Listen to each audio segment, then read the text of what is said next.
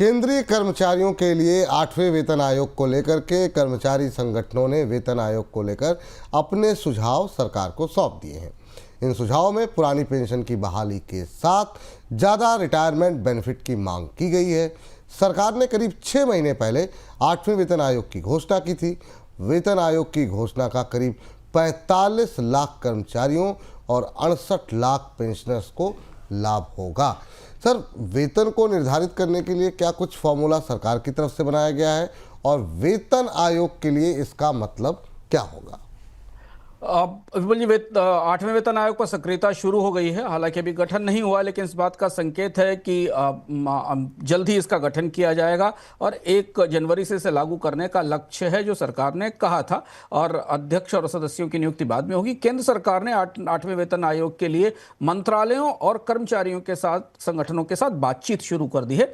यानी कि उल्टी गिनती शुरू हो गई है तैयारियों को लेकर। महत्वपूर्ण बात वो फार्मूला है, जिस फार्मूले का संकेत सरकार ने संसद में दिया, जो सारे कर्मचारी जानना चाहते होंगे, क्योंकि हमेशा सबसे ज़्यादा उत्सुकता, सबसे ज़्यादा बहस और सबसे ज़्यादा चर्चा इस बात पर होती है कि वेतन को एक वेतन आयोग से दूसरे वेतन आयोग पर जाते समय कर्मचारियों की तनख्वाहें तय करने का फार्मूला क्या होगा। और इस बारे में सरकार ने कुछ महत्वपूर्ण संकेत छोड़े हैं संसद के अपने जवाब में, जिन्हें हम समझते हैं कि वो नया फार्मूला क्या है और कैसे आएगा।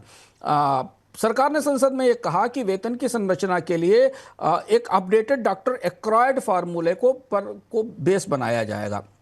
ये काफ़ी पुराना फार्मूला है। 15वीं लेबर कॉन्फ्रेंस 1957 में हुई थी, वहाँ से ये फार्मूला निकला था। इस फार्मूले में के जो पैमाना है, ये भारत में न्यूनतम जरूरत आधारित न्यूनतम वेतन गणना का सबसे बड़ा मानक है और इसी का इस्तेमाल किया जाता है। इसमें होता क्या है, इसमें 3 से 3.6 यूनिट को, पहले एक परिवार को करीब 3 यूनिट माना जाता था, एक कामगार पति पत्नी और लगभग 2 बच्चे, और इस हिसाब से इसे 3 से 3.6 माना जाता था, लेकिन 3 यूनिट माना जाता था। अब इसे बढ़ाकर 3.6 यूनिट करने का प्रस्ताव है, ताकि जो बड़े परिवार हैं उनकी शिक्षा और उनकी व्यवस्थाओं को भी इसमें शामिल किया जाए। तो परिवार का पैमाना बदलेगा, 3 से 0.6% या 60 बेसिस पॉइंट और बढ़ोतरी होगी इस पैमाने में, जिससे कि करीब वेतन का बेस तय करने का जो बेस है उसमें कैलकुलेशन है कि 20% की बढ़ोतरी हो जाएगी। इसके अलावा सरकार ने एक नई बात कही है कि हम एक जस्टिफाइड और डिग्निफाइड और लाइफ स्टैंडर्ड को ठीक करने वाला गरिमा में वेतन देंगे। और इसकी गणना में भोजन, कपड़ा और आवास की जरूरतें नहीं, बल्कि शिक्षा, सोशल सिक्योरिटी, हेल्थ और इसके खर्च भी शामिल किए जाएंगे गणना में। तो फार्मूले का ये आधार तय हो गया।